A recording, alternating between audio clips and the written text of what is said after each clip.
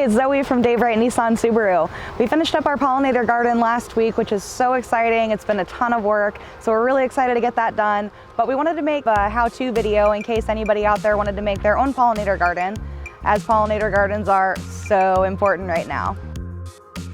Pollinator gardens support and maintain pollinators like bees and bats and hummingbirds and many more. The garden supplies them with food in the form of pollen and nectar, and that encourages them to stay in the area to pollinate more plants. Pollinators are responsible for assisting 80 to 90% of the world's flowering plants, and pollinated plants are responsible for 1 in every 3 bites of food that you eat, as well as so many types of medications. And while pollinator populations are shrinking worldwide, it's more important than ever to give them a hand.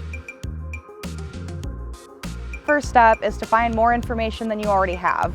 What we did was contacted the Master Gardeners Association of Hiawatha, and then we're actually able to get a speaker about pollinators. These resources are free. Call your local Master Gardeners. They would love to help you out. We were able to find somebody who could help us design the pollinator garden and let us know, give us a little bit more information about natural pollinators, what's going to be best for this area, where to plant. After we had gotten all of the information, we started out with a little map.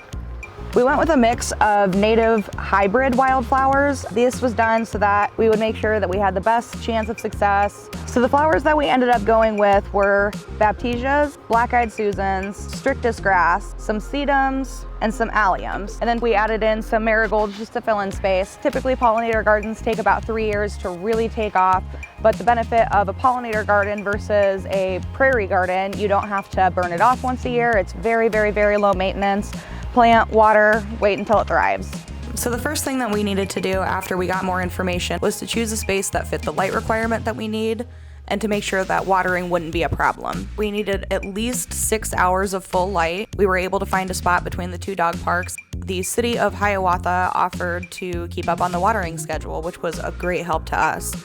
And then the next thing we needed to do was to choose a size and what plants that we wanted to use and to create a map. After we finalized all these details, it was time to get to work. So the first thing that you need to do is remove the sod from the area you're planting. You can do that with shovels like we did, or for a larger garden area, you could always get a sod cutter. Once we had all that sod removed, we tilled the soil and mixed in natural fertilizers and compost for our plants. After that, we were ready to add the plants. After we had everything planted, we added mulch on top to retain water.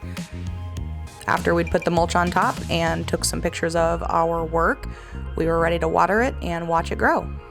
Now that we've gotten a chance to share our pollinator garden story, we hope that you can go out and create your own. Thank you for watching.